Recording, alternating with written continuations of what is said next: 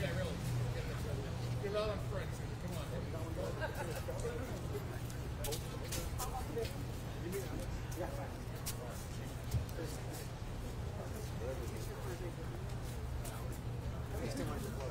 It was, we put up once. It did? Yep, let's see.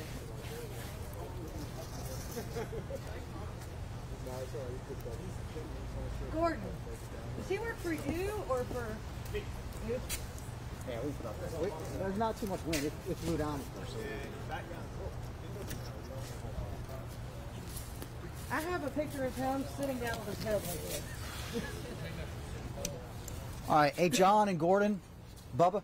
Where are my partners in crime? Kevin. I just got a big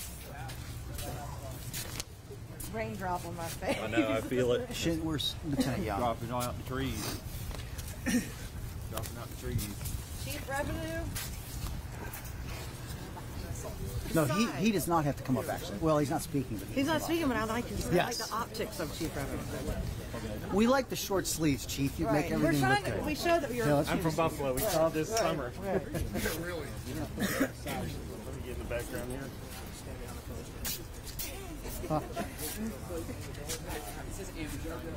No, no.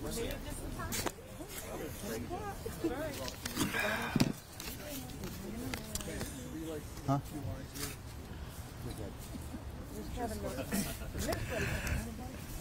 What he's in. Okay. Hold tight for 1 second.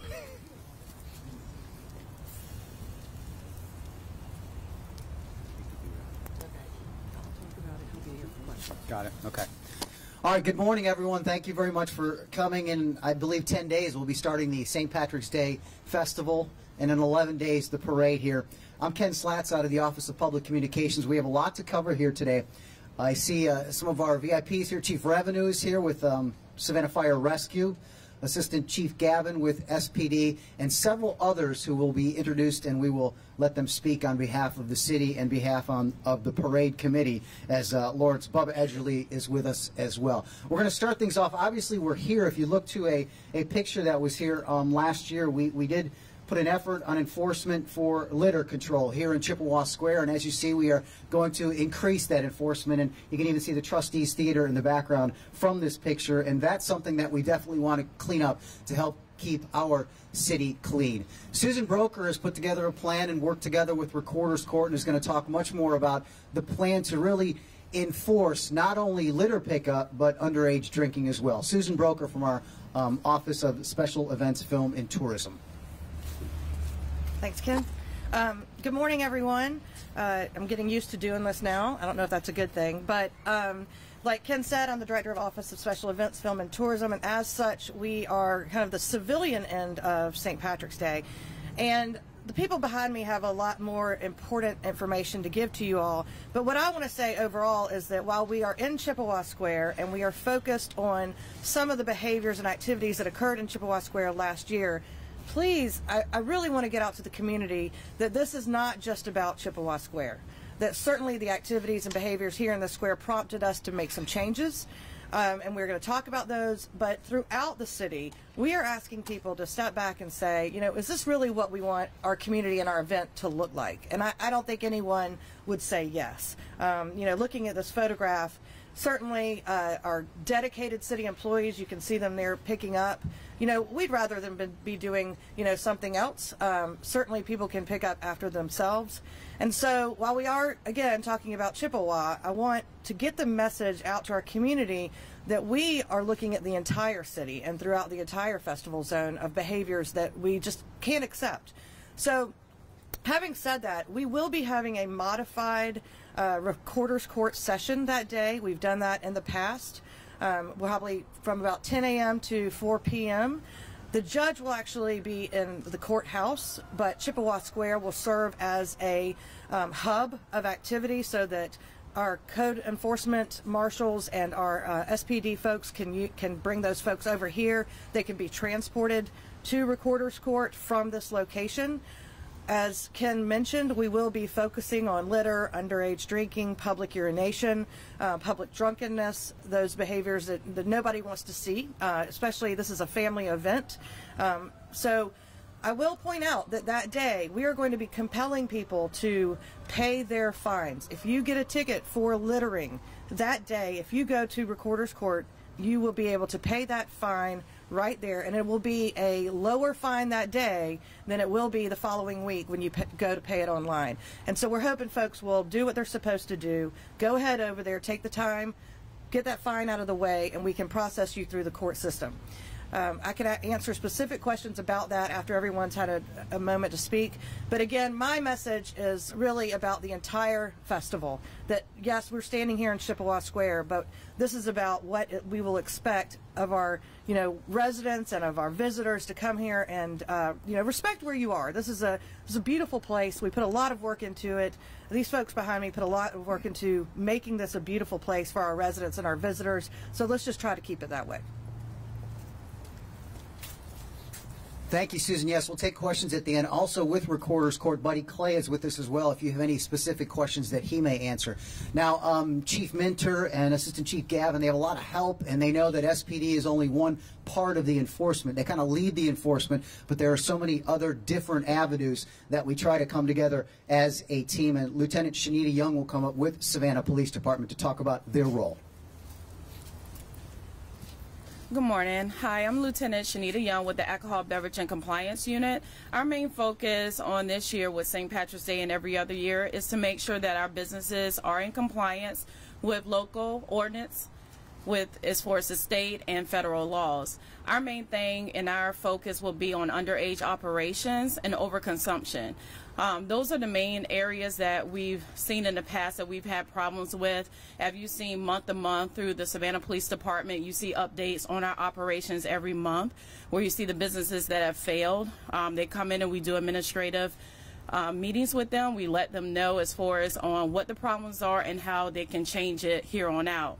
So we want to make sure that the business know that we will be out there. We will have the help from our Georgia State Revenue, Tobacco, and Alcohol Division. Those agents will be coming down from Atlanta and surrounding counties in order to assist Savannah Police Department. Thank you. Thank you, Ms. Young. Another enforcement that we have of officers, I should say, Kevin Milton is with our Code Compliance Department, and he's put together an integral plan to help assist Savannah Police Department and help try and keep Savannah clean as well. So, Kevin Milton. Hey, good morning. So we'll be involved throughout the weekend with our code enforcement teams operating in the area. So the festival zone on Friday night, we've divided into 6 separate pieces of geography. We'll have teams in each one of those enforcing the festival rules in the festival control zone. Saturday morning, we get started bright and early at 06 a.m. We'll be over at the B&B building inspecting the mobile vendors, or what we call hawkers, to make sure they don't have any things they shouldn't be selling during the parade. And then we'll also be here on Chippewa Square to help enfold the access control points into the square to make sure folks aren't bringing stuff in here that they should not be. We'll be doing that in partnership with the SPD. And then while the parade's going on, we have divided the parade route into 7 distinct different zones or sectors. We'll be monitoring back and forth between squares along the parade route, making sure the hawkers are not selling illegal contraband, making sure that folks are behaving properly in the squares in between those 2 routes.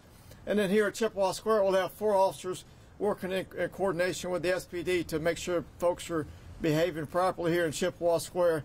And then once the parade's over, we fall back into those zones in the festival control zone, where we continue to monitor and enforce the festival control rules. Thank you. All right, thank you, Kevin. A lot of the other guys that kind of stay in the background the other department, sanitation and greenscapes, and we have John Denyon here with our sanitation department. And if you haven't come here, maybe one of the morning after the parade or the morning of one of the festivals around 4 a.m., you can see his crew starting to get work, and they are working all the time, and obviously lots of receptacles out here. But John has put together a plan with the sanitation department, and they're ready to help keep Savannah clean as quickly and efficiently as possible. John? Thank you, Ken. Good morning, everybody. The sanitation department is going to have 60 to 70 employees here at 3 a.m. on Saturday morning and Sunday morning. We'll start at 3 a.m. and we'll clean up the entire downtown area, and that includes River Street all the way back to Gaston. And these employees will be out picking up litter. There's no other way to really do it. We'll have some street sweepers around, but picking up litter is the way we do it. So we'll have all those employees out here both days. They will work till the parade begins at 10, and then they will be embedded in the parade route. We will be distributing Trimtown bags that you'll see around the area. They will be close proximity to our regular trash baskets, which generally do get filled up quite quickly. We will be cleaning those out during the parade and putting up more bags during the parade, so hopefully people have enough opportunity to put your litter where it belongs, and that does not include on the ground. So we want everyone to kind of be responsible. We're also urging people this year to bring your own trash bags and clean up after yourselves, whether you're on the parade route or in Chippewa Square or any of the squares. If you could pick up after yourselves and after your party and bring those trash bags to one of the litter containers, we will collect them. But we want everyone to kind of get in the habit of getting the thought of making sure they clean up after themselves. So if you do that, bring a bag, fill it up, put it where it belongs, we'll get it. And we're hoping that with the relaunch of our litter campaign just last week, if we can clean up and be clean on St. Patrick's Day, we can be clean every day. So we want people to kind of get into that mindset, clean up after yourselves and take responsibility. By Sunday morning at 8 o'clock, we want the city to be clean. We want people to come down and have brunch, go to church services. If everyone takes care of their part, we'll take care of ours. So come Sunday morning, you have a nice clean city to wake up to. Okay? Thank you. Thank you, John. And the final piece to our puzzle is our Greenscapes division that's been reformed over the last year and a half or so. And I know Gordon Denny, the head of that, when he looks at a picture like this, he probably cringes because he works year-round, him and his staff, to make sure Savannah stays clean, and specifically in our squares. And on a holiday weekend like that, when a lot of tourists are coming in and out, they have a quick job to keep things very clean. So, Gordon Denny. Good morning. Thank you, Ken. So our plan is pretty much the same plan every year. We have staff that comes in and prepares these squares. We start this week with mulching and getting the plant material and everything in order for the visitors and the parade goers. And then as the parade nears, what we do is we embed people. So we come in the morning of, we make sure everything is clean and clear before people get in the squares. About 5 a.m. we'll come through and make sure everything's clean. And then we will monitor throughout the day the squares. We have people embedded in the squares with bags. They're trying to keep the trash from hitting the ground, trying to keep them from overflowing, just so that this picture you see here doesn't happen. It's a near impossibility sometimes, but they do the best they can, and they do an amazing job. Once the parade is over, as soon as we can, usually within about an hour or so, we begin cleaning the squares, getting the trash out, helping sanitation. They'll come pick them up. We will then turn around and try to bring this place back like you saw it before anybody got in here. And it's done. It's amazing. We'll do it again. We'll come back in the next morning after the parade just to make sure that there's no lingering trash or litter from the night before from anybody, and make sure everything is back to good Sunday morning for people to enjoy as they would any other day of the year. All right, thank you, Gordon. And finally, we talked about our teamwork that we do here at the City of Savannah, and you hear from several of the team members, but it's also a major partnership, and the partnership that the city has grown with the Parade Committee is so important. Of course, the parade is the central figure for the festival weekend. And on behalf of this Parade Committee, Bubba Edgerly is with us to talk about that partnership and the role that they may play along with us in helping keep Savannah clean. Bubba? Thank you. Good morning. We've been working as a partnership with Susan and the City of Savannah since May. We're here to help keep Savannah green and clean. So during parade day, we'll have our adjutants. They'll be in white coats and golf carts, be carrying trash bags, the paper bags, and we'll be handing them out throughout the parade route, especially in the staging area and all along the parade route. So that's our partnership with City of Savannah, and it's been working really well. Thank you, Susan, for working with us. Thank you. All right, thank you, Bubba. Does anyone have any questions for any of these fine folks up here? I guess my only is, when you're closing the squares, do you have like a timeline for people who like come and set up? I mean, they do the running of the squares normally, but do they have to get out at a certain time or that sort of thing? Well, you know, we're focusing on Chippewa, and we know what's going to happen, right? So we have all this interest and focus on Chippewa, so folks are going to go other places, right? So we are encouraging families with the parade committee to get here early and get their spot. We will have the land rush, as we always do, that morning. But to your point and your question, we do plan on closing Chippewa at 4, so about an hour after the parade ends, depending on when it makes this loop around. You know, we'll be watching that, and so we will have our code compliance staff here and SPD here to help us with that. You know, the other squares, as Gordon mentioned, you know, we have our staff, our great City of Savannah staff, come in and start cleaning up the squares about an hour after the parade. So while we don't specifically close those squares, we do encourage people to kind of pack up and, you know, and safely get to their next destination. Can you touch upon, too, a little bit more of the don'ts that you can't bring to this square?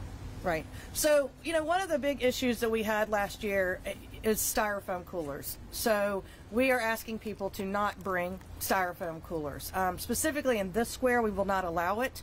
But, you know, it's, you know, pack it in, pack it out. We require this, you know, at Tybee, when you go to the beach, when you go to a national park, you know, this is a national landmark district. We should try to, you know, use objects like coolers that you can reuse. And where, you know, styrofoam breaks down, and next thing you know, Gordon's folks 2 months later are picking little pieces of styrofoam out of the plant material. We just don't want to have that. We're also asking in this square specifically not to bring tables and tents. That was a real issue last year.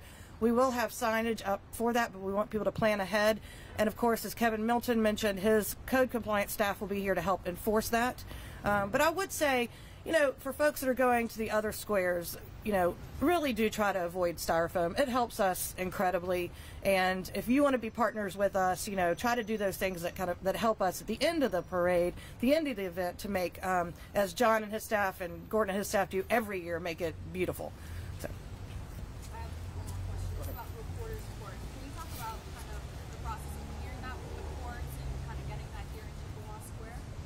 So the way that Recorder's Court is going to work that day is similar to how it has in the past, where we used to have night court, where the judge is actually housed at Recorder's Court in the courthouse.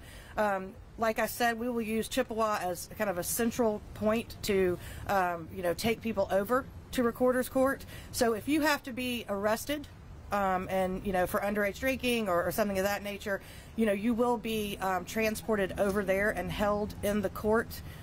They have 2 areas that they can hold folks, and then the judge will see you at that time. If you get a ticket for littering or something of that sort, we're compelling people to go by lowering the fine rate for that particular day. You know, we're even setting up pedicabs over here. We're hoping to set up pedicabs and let people hop on a pedicab, go over and pay their fine, and then get back to what they're doing. So it is a real partnership. It's a difficult, you know, as you know, it's difficult to navigate the city during the parade and the festival. So, you know, having SPD, having code compliance, definitely the Chatham County Sheriff's Office, you know, helping with that. You know, it is a partnership, and we are, you know, we're going to try it this year. We're going to see how it goes. Next year, the parade will be on a Tuesday. I think it'll be a little less crowded. We'll be able to implement something a little more defined. So that partnership with the courts, like clearing it, was never an issue like that? I guess I'm not sure what you're asking. I'm sorry. In terms of the working, because you were originally, you were never going to process anything in the actual square. It was always you were going to transfer that to the court. Mm-hmm. Yeah, let me address that. I'm Buddy Clay. I'm the court administrator for the Recorder's Court. And I'm pretty familiar with St. Patrick's Day because I had a lot of experience with that too, didn't I? Yeah. When I was the city marshal for the city. One of the things that we have to be concerned about, and obviously, is the assurance that we have to provide as a court that everybody that gets charged with an offense, whether it's a local ordinance or a more serious criminal offense, they get the same level of due process in the court. And so we had to strike a good balance about how to make that happen. We wanted a judge to be available and so that we could take care of cases and expedite processing. But at the same time, we had to be aware that there were certain things we could do in the square and certain things that had to be done in the courthouse.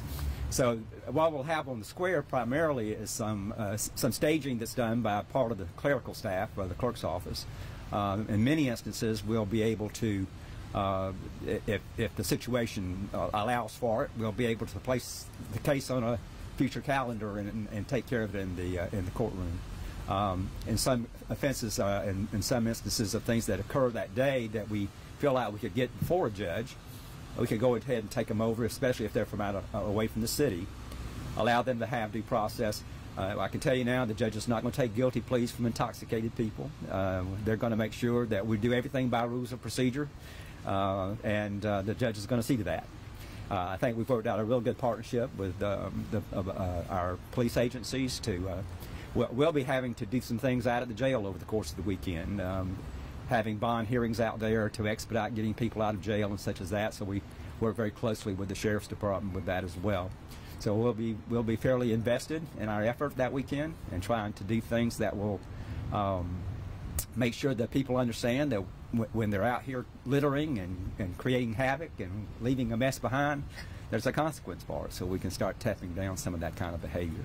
But the court's role in this is the court's role, and to ensure people have a right to a hearing if they want one and things of that nature. So, is that good? Any other questions? What you talk about? Do you have the dates that are set? We're going to be doing the court sessions the week of April the 14th. I can't tell you the exact dates on the top of my head. I think they're 15th, 16th, and 17th. That's what we discussed on Friday. So we have those sessions set aside. Some special sessions set aside so we can put those cases on those calendars. And if people are from out of town and they decide they don't want to come back for a court hearing, there'll be a fine set up on the online payment system, and they can go ahead and go in and pay a fine. And by doing that, they admit guilt, basically.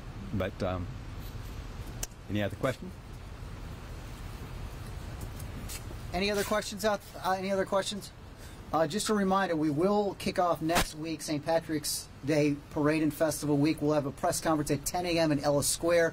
At that time, we'll go completely over mobility, and that includes Uber and Lyft and CAT and all the mobility issues throughout downtown Savannah. That'll be Monday at 10 a.m. And then tentatively for Wednesday, we will have a press conference at 2 p.m. in Johnson Square. We're still working out the details, and we will send out a full press release. All these folks are available for individual interviews if you would like. Thank you very much for coming.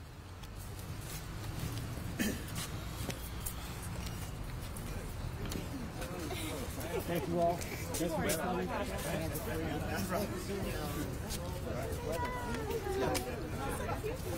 Great to me. I stepped down. I'm like, it says something.